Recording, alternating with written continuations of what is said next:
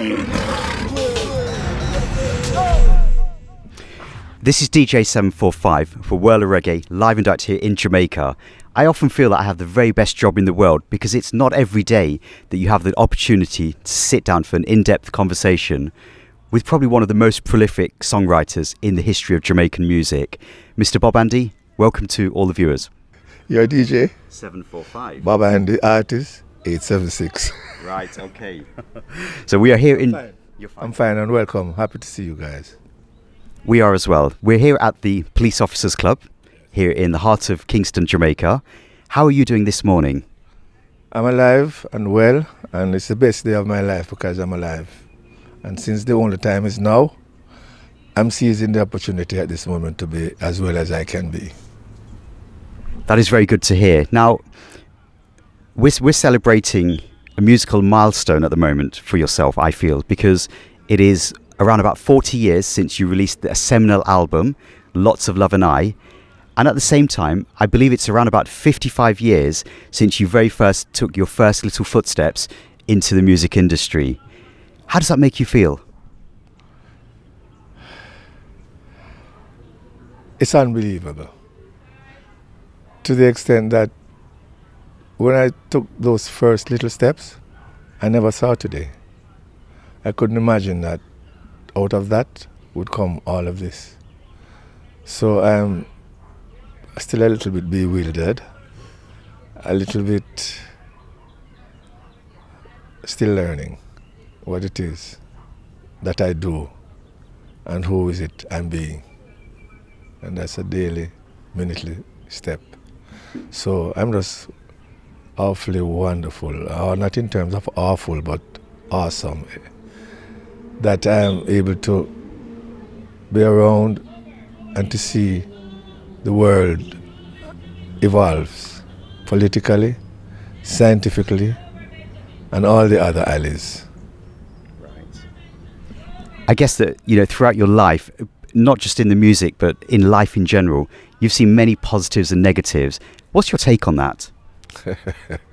He's a very clever guy. Okay, so as someone who has not been formally schooled, when I hear things or see things that presents itself the way they present them, I have a perspective because I don't buy into the school system to the extent that something has to be very wrong with the international curriculum, because all the people, the brightest people with all the degrees and whatever, they brought the world to this. So I'm happy that I didn't get that kind of schooling. Coming up, people say, be positive, and I always wondered what it meant. And then a virgin of mine said to me, when people say be positive, what they're saying is, join my side of the fence. But then you won't have any negative if everyone went positive. And then I've never seen positive attain anything by itself. If it doesn't get some assistance from negative, it never moves. So to negative and positive are a balance. And what it produces is progression. And then I always top this thought by saying, negative has gotten a bad rap or enlightenment in this time on the planet. And I'm saying, if negative is such a bad thing, why is it so good when you wait on the result of your blood test? Okay. So I'm carrying the negative aspect of things. And then I found out that the negative aspect is what has the electrical charge anyway. But one other thing, a positive is made up of two negatives. So it's a negative world to me. That's a very good way to look at things, and a very good perspective on, the whole positivity and negativity, because, as you said, everyone sort of focuses on the be positive. I don't know if you use social media, but every morning when we look at things like Facebook, you'll have so many people posting various inspirational quotes and posters, all of that, but nobody actually really I don't know if we actually understand what we actually are saying, and we understand that. Well, like most things, we're born, and we come here and we hear people saying it and we see people doing it, so we just do it. Right. I'm a little bit different in that from a child I've been asking, my favorite question is, why? So then I've come to why not? Then I understand the why not, so I'm still trying to understand the whys. So life for me is a permanent question sign. We're here to look at your story, your life, and over the years, people will have different interpretations of what actually happened when you were first starting out. Sometimes there is misinformation that's passed across as well. So really what we want to do today is to actually hear your story in your own words. This interview couldn't do that. So I can give you a synopsis of who I am and what I do. And you already have different, because you've read a lot of things about me from many different places. And I'd hope that most of them ring true. So sometimes when someone asks me about the question you just asked me, it might come from a different perspective than one you read before. And I'm not trying to be everything that I've said I am before, or I did before.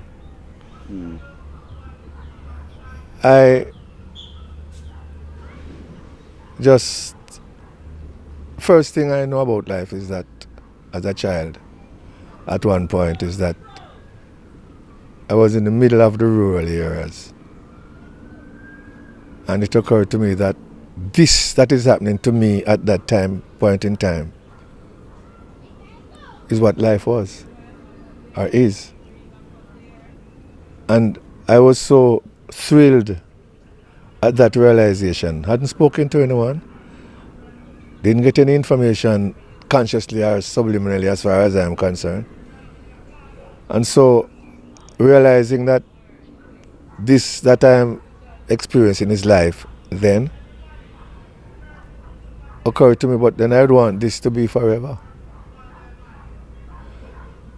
And so at that moment, the concept of God either entered me or revealed itself in me, because I started making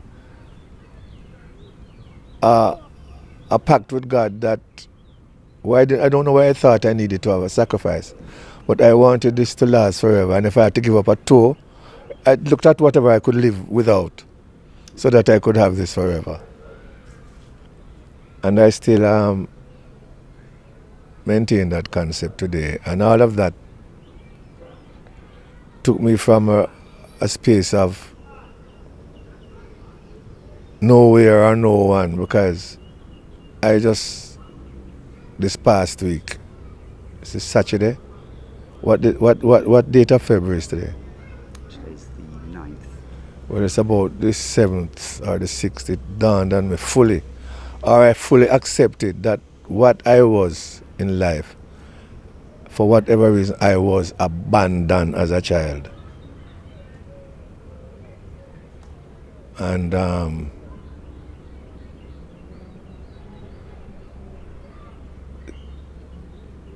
so I'm coming from really nowhere. I just found myself within space and time, and which took me to, from that there, within another 10 years, to find myself in a place where I was among adults who were of a nuclear family for the first time. And they seemed to be much more different and better from where I was coming out of. But I grew to find out that with all that nuclearity, they had many problems as a family. And yet they include me in their family. And there was my first close-up connection with a piano, an old piano that was in the house, that the two of the daughters were given formal lessons, but they never ever played it. So I just introduced myself to it, and it slowly revealed itself to me. Out of that came my first couple of songs. Out of that came Paragons. Out of that came Bob Andy, Marcia Griffiths, and all those who my music has happened to touch. And I really don't take any major claim for having these things happen through I or around I, because I don't remember at any time informing myself about any of these things, that I was going to be able to replicate them. So I'm still going through life. To me is demystifying mysteries. So, and that led to Studio One, which was like a main stop in my life, because I was, from my abandonment, by the time I started going to people who I never wanted to be with anyway,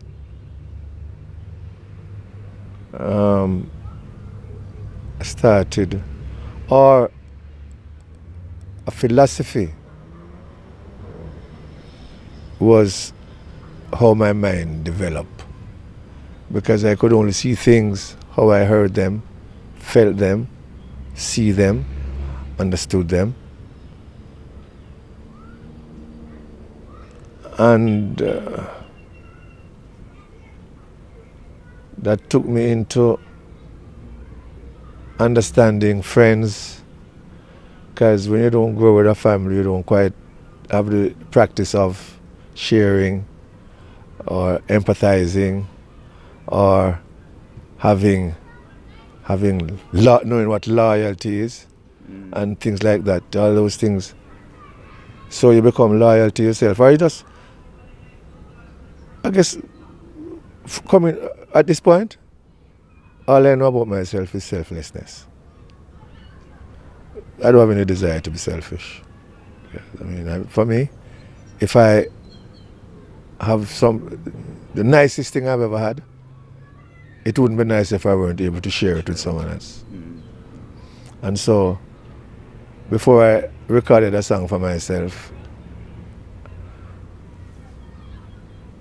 and I had a song, I'd like call Ken Booth or Aside or Marcy and sing it for them. So what new? And the joy of seeing how they responded to it, we recorded that for them. I mean, if we go back, you are one of the original founding members of the Paragons. You originally recorded, as you said, down at Studio One as a group. Now, back then, why was there so much of a focus, do you feel, on groups as opposed to solo artists? I can only speak for the Paragons. Okay. Tyrone Evans, which were the two founding members, we started singing as Andy and Ronnie Anderson. Ronnie from Tyrone. And we started singing at Kingston Parish Church. We were scouts and somewhat choir members. I was not confirmed in the church, but I found myself in the choir anyway, wearing all those fancy garb, you know, and thought it was a joke that I could find myself in the choir without. And said there was the Blues Busters, one of the greatest duos in the history of Jamaica. There was Keith and Enid, Alton and Ellis, Alton and Eddie, the Charmers, and various other duos. And Tyrone said to me, boy, Higgs and Wilson. Tyrone said to me, you know, it look rough as a duo. I don't know how we're going to stand up to all those powerful duos out there. And so the idea of a third person and a fourth person. And so that's how we became. We started out from a quintet. We got to a quartet. And this group was originally the Binders before John Holt. And the lead singer was Henry Buckley, who further went to England. He was a member of the police fraternity. He went to England and studied music as an officer in the army in England. And when he came back, he no longer could be a part of the group. There was a fellow we met by the name of Junior Menz, who went to America in the early days of my generation. And he went to school with Little Anthony and the Imperials and other boys, doo-wop groups that grew out of that era. And there was a group, he said, that was potentially going to be a great group from school, and they disbanded. And that's where he gave us the name Paragons. Okay. And then he went on to become a member of the Techniques, Queen Majesty, Junior Men's. He died in New York not too long ago. And we used to rehearse at the police officers club on East Street, Okay. by the courthouse, where there was a billiard room, a piano. No one played the piano but us and a guy living up the road called Bully. And so we started rehearsing there. We were pretty much like the Drifters. The Drifters got its name from people coming through the group. Coming and going. Yes, like pretty much like those orchestras of the day where you'd be a part of count bass and then you would step up to your own band, and that these groups were like institutions. And so the Drifters, they drifted in and out, Clyde McFatter, Benny King, Rudy Lewis, etc.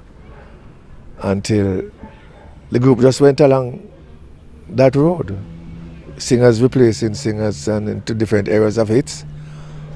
And so the Paragons started as when we became four.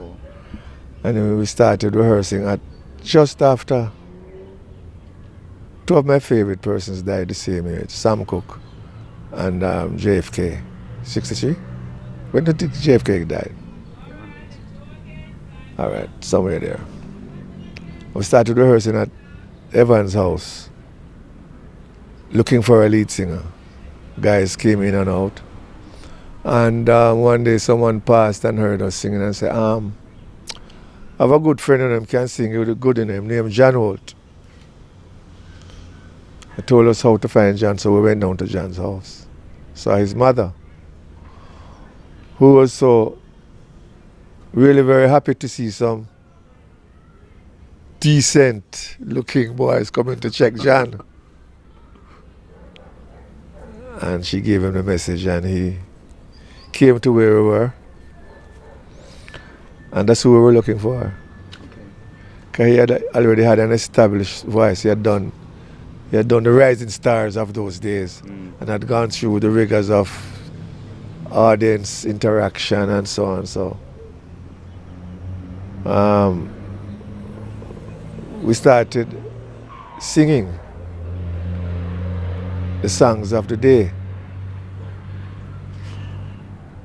I don't remember how we got to the Vikings, the Mighty Vikings, which was one of the early dance bands of the 60s, along with Carlos Malcolm, Afro-Jamaican Rhythms, Byron Lee and the Dragonaires, Kes Chin and his orchestra, Lynn Tate and the Jets, Scatterlights. There was a plethora of orchestra, dance bands. And we hadn't quite gotten into the originality of our Jamaican creative minds. We digested all of the American sounds we heard, and the bands replicated them. So that for any one night you would hear the American hit parade of, they were in charts those days, we call them hit parades. Of popular songs, different from, then we started having distinctions between blues and rhythm and blues, and then to find out that pop really only meant popular. And so every music's pop music if it gets popular then. True. All right. And so when American entertainers used to come here, because they're in bags. Oh, my bag is jazz, my bag is folk, my bag. See, you guys don't have any bag. And so we have a lot of bags. Because we played all the American songs, the calypsos, the jazz in any one sitting, you know. And most of the bands tried to get to know the song It's as if you could play that in the mood. Once you could play in the mood, you're an accepted dance band. And so we started singing with the Mighty Vikings, the Paragons that is, before we had a hit. So we became a household name before we had a hit, because then you had like Wincarnis wine or what other popular drinks. They would sponsor shows with Byron Lee or whoever around the island for, let's say, the springtime, between February and April, May. They would be, and these dances would be, and shows would be held in the various cinemas in the various parishes. Dennis Brown grew out of that kind of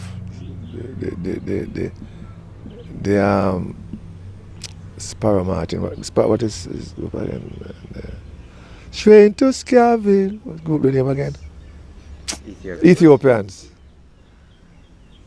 And the popular artists of the day, some without known songs, and others who established themselves as good singers by singing the American and the English songs. Right. And so the Paragons became a household name before we actually recorded a song. Okay.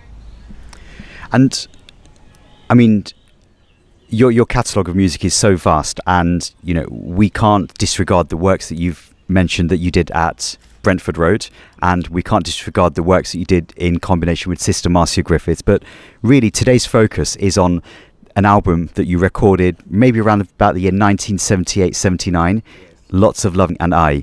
And really, I want to try and sort of understand from yourself, what was the concept behind that album?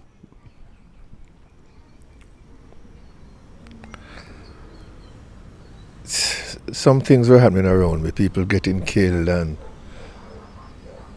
it occurred to me that this happened twice in my life. The album called Freely, which was done later on my own label. And it occurred to me that since the next breath is promised to no one, you might just start do something, because I wasn't at Studio One anymore. I wasn't at Federal Records. I never knew if I wanted to be an artist anymore. But the only thing I could harness then was some creative skills. And I got the studio from Mrs. Pottinger, the freedom to use the studio, and a very good engineer, budding engineer, Errol Brown at the time. And Sly and Robbie were the revolutionaries, or the revolutionaries, whatever it was, who was the studio band at the time in Treasure Isle. And so I just went down there, borrowed 3 of the songs from songbook so I could make a full album, and recorded some new ones that I had been feeling over the period, but was not wanting to involve myself with Coxsone anymore. And so this attempt was to become an individual who would own my master, but still needed money to do a studio. So Pottinger became the executive producer because of her convenience, and I'm the creative producer, and I'm the writer of the songs. So I'd helped to produce Marcia Griffiths' album Naturally the year before, which I was not given credit for, because Leroy Sibbles, my brethren who of the Heptones, we were talking just recently, and we were reminiscing on the days when, before this knowledge of copyright and its nuances, out of the love for wanting to hear a song sounding better or give it its maximum potential, if that young lady came along with a song and she was voicing, and we thought 3 of our voices loaned to it would enhance it, and we never thought about credit or money. It was the thing to do at the time. spontaneous. Yeah, and the love of the music and of the people participating. Because even if you had squabbles with someone, a music could just nullify that. Right. At any time.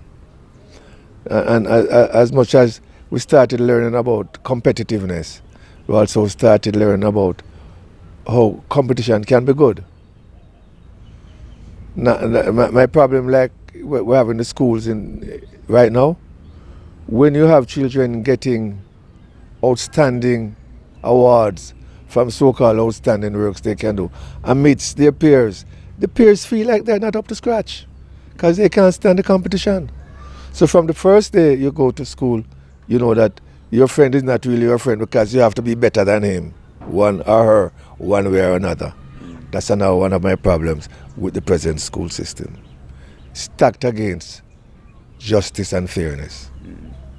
But you know this concept of children being in competition with one another, is that the child or is that the parenting? It is the system that they're born into. Because there's a story, I don't remember what, there are various systems in Africa of takes a village, etc. Well, there's some, I'm not sure I'm quoting the story correctly, but if it's even an idea, it's a wonderful idea. Some Western guy went to some tribe in Africa and were conducting a test. You might have heard something similar. Probably you have the Orthodox version, but and the coach or the instructor said, "Okay, we have hidden some sweets over there by that tree, and we want you to go over there, and the first tree that finds out where they are winners." And the kids say, "How about us just going over there and finding the sweets and sharing them among ourselves?" So is that a parent thing? It's a system thing. They're born and see this happening. You practice. I mean, you probably come and find yourself with diabetes and you say, "Oh, it's a gene." It's not a gene. You were forced to eat what your parents eat to give them diabetes. So if you don't find this out early and change that, you're going to blame your parents for having passed this on to you.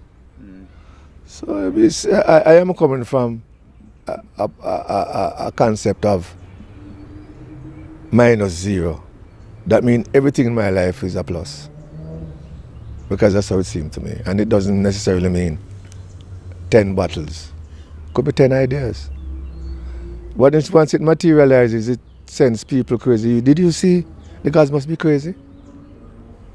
A film where a guy is riding in a plane, a crop duster, drinks his spray in the place, drinks his coke and threw the bottle out through the window, and it fell in a tribal area. And the guy found the bottle, the coke bottle, and it was so amazing. First, and whoo, when he blew it. And so he took it amongst his tribe. Until after a while, the most useful thing they found out about this bottle is that they could knead a dough with it. And so now, the other members of the tribe wanted to knead their dough, and so they started fighting over the bottle because they couldn't determine whose turn it was next. So the story is the fact that this guy is now looking for the end of the world so he can take this bottle and throw it over the end of the world. Okay. So, coming from the position of nothing, because they told us that in school that zero was art. Until you find out, but what happens if you put it on the other side of a number? It's 10.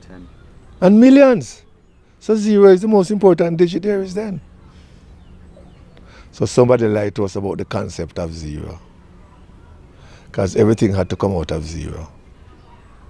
Because if you ask an ordinary person to count from 1 to 10, to count to 10, they're going to start at 1. But a mathematician is going to start at 0.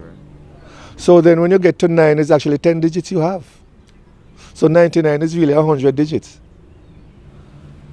So I mean, it's out of those little things I build my philosophy.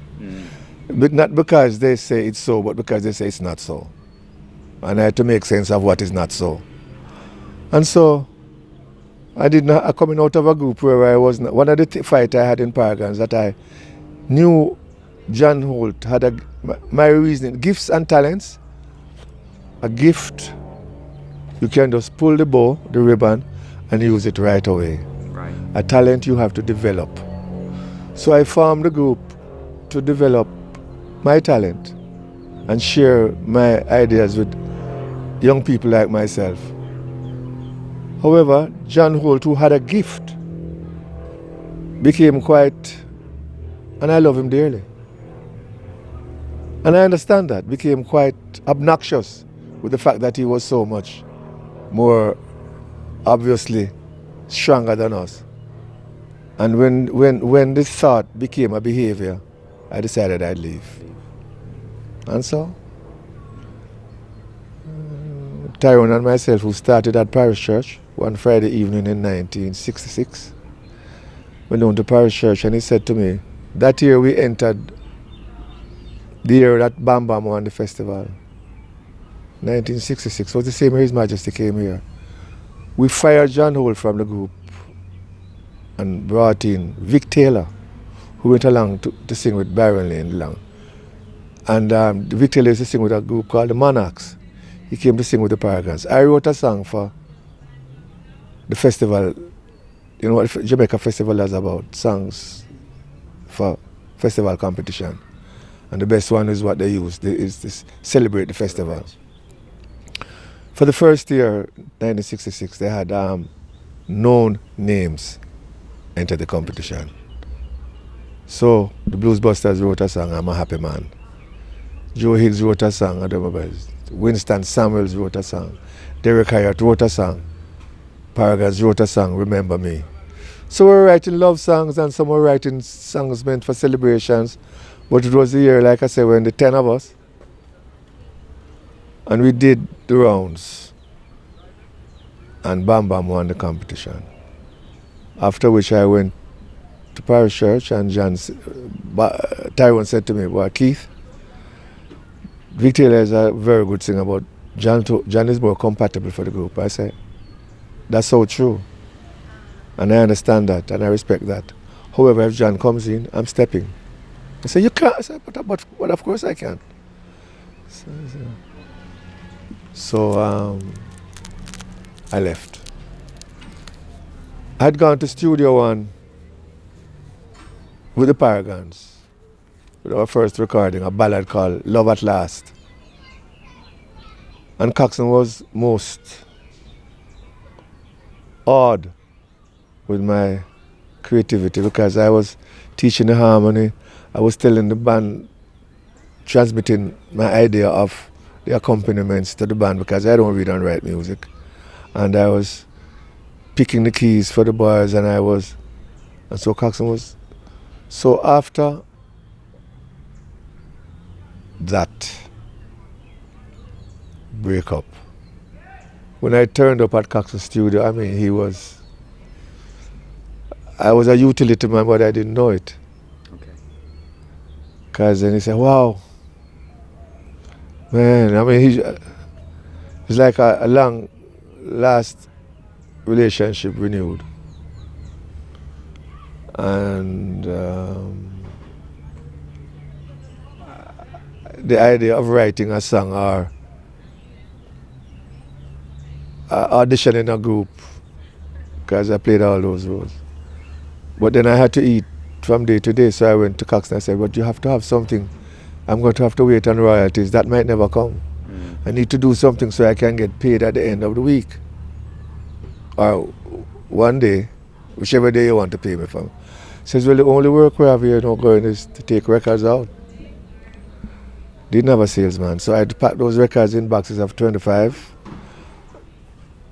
in each box, and whatever amount of boxes I could hold on my carton box, and whatever I could hold in my band. So I started out my days going to the record shops, delivering records, getting invoices, and aiming to finish that for the day's session to start.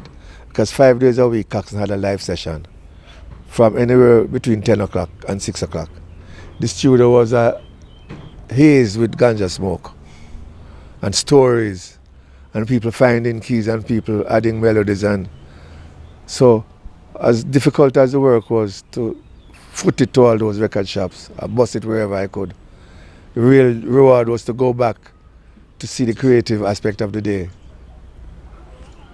And so when I'm checking this week, I spent the night up at my daughter's house, and when I woke up in the middle, I said, but I am one of the building blocks of Studio One. I was its first salesman. I took out records, and I never stole a penny. Even if I wanted to, I couldn't, because they were all. And accounted for. And so I never robbed a penny out of that money. For I to be living with them constantly robbing me in my life, which is not something I'm supposed to be saying because the case is still in court, but it hurts. And the Jamaican government has to look into the fact that there are artists who have sung songs back then who have earned millions of dollars and pounds and euros. But they say there is no law that says if you don't have a contract, there's no law that says if your voice and your likeness is on the record, there's no law that says you must get paid. Something is wrong somewhere. And governments find all kind of time to bring Chinese in and to build this, and when it suits them, and they know about real estate and they know about properties, but they seem to don't understand the urgency of copyright. Because in its originality, it can neither be, it's like matter. Cannot be created or destroyed. Your copyright cannot be sold or unsold. You cannot not have the right. It is yours forever. So you're talking about the system and money, these guys who devise laws to take away. You ever hear about a lawyer named Alan Klein? Oh, read up about Alan Klein. He's one of those responsible for the breaking up of the Beatles. This guy, himself and Yoko Ono, this guy went around and dug up for people like Aretha Franklin. They found royalties in Colombia that those artists never knew existed. And got these people, their masters back and their money. But he was doing something else. We know a story about Sam Cooke being shot once, They said he had 30 bullets in him and they dropped him off there. So there is another story to the story being told. And that is my problem with capitalism. It's too blamable. Everyone can say, but it's business. You don't have any emotions, but it's people run the business. So then capitalism is run by an emotionless set of people, so they're not human beings then. They can't have empathy for you and I. If you don't have any emotions, you cannot understand what the other person, begin to understand what the other person feels. So if I'm the only one on the planet who feels that way, I beg to be the only one who feels that way. And so that comes out in my lifestyle, my music, my saying, my not saying, my eating, because I'm committed to not what someone else tells me, but to what reveals itself to me and makes sense to me. And what makes sense to me must make sense to you. I mean, So, I never ever knew that, like everything else, I never knew that Lots of Love and I was going to have a second coming. Because the guy who really made that record very famous in Brazil took the record there, sold how much copies, built a house, married another ball and my lots. So Lots of Love and I was for him. I wouldn't call his name. Chips are not calling your name.